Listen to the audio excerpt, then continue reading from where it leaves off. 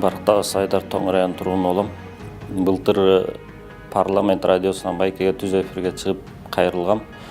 Кайрылып байланыш номерин таштагам. Байке мага түз эфирден кийин чыгып, мен менен байланышып, үнүмдү угуп, каражат жагынан жардам берген байке. Чоң рахмат байке сизге. Өмүр, ден соолук каалайм. Аманчылык. Ден соолук болсо эле баары болот байке.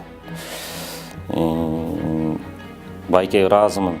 Көп эле эмеге кайрылам, чалабыз деп коет, номерди алып коет, чалбайт да.